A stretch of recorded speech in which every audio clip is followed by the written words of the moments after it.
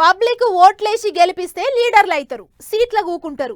అట్లనే బగ్గా చదువుకొని పరీక్షలు రాసి పాస్ అయితే పెద్ద పెద్ద ఆఫీసర్లు అవుతారు, వాళ్ళు కూడా సీట్ల కూసుంటారు. అట్లా లీడర్లకైనా ఆఫీసర్లకైనా ఎవ్వలకుండే పవర్ వాళ్ళకుంటది. అన్నేమో గాని లీడర్లు ఆఫీసర్లు కలిసికట్టుగా పనిచేస్తేనే ఏ రాష్ట్రంలోనైనా ముంగట పడుతుంది. కాదని ఇగో గిట్ల షీటికి మాటికి లొల్లి పెట్టుకుంటే మాత్రం నలుగుట్లే ఇజ్జతి పోతుంది. చూడుండ్రి ఏమైందో.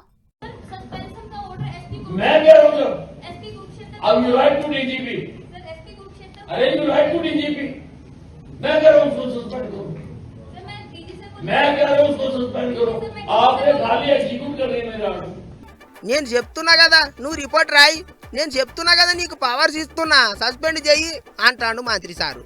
దానికి అటు ఐపీఎస్ మేడం నాతోని కాదు, అది నాకు సంబంధం లేని ముచ్చట అన్నట్టు మాట్లాడింది. ఇద్దరి నడుమ చాలా సేపే నడిచింది వాదులాట.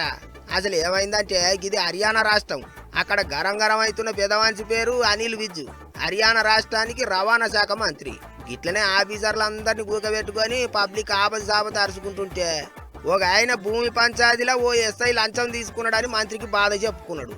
అదంతా విన్నాక వెంటనే మంత్రి సారు గా ఎస్ఐ ఎవరిలో వెంటనే సస్పెండ్ చెయ్యిర్రే అని అటుపక్కకే ఉన్న ఎస్పీ ఉపాసన మేడంకు చెప్పిండు.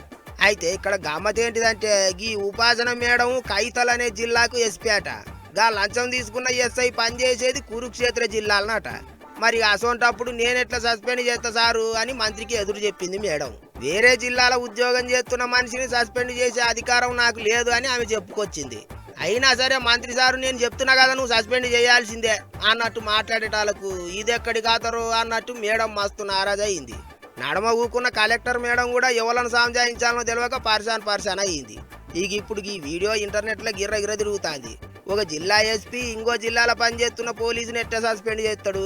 గదేదో మంత్రి సారే గా జిల్లా ఎస్పీకి ఫోన్ కొట్టి ముచ్చట చెప్పింటే అయిపోతుండే కదా అన్నట్టు కామెంట్లు పెడుతుండ్రు చాలా మంది. ఆఫీసర్ల మీద లీడర్ల పెత్తనం ఏందో అన్నట్టు ఇంకింతమంది కామెంట్లు రాస్తుండ్రు.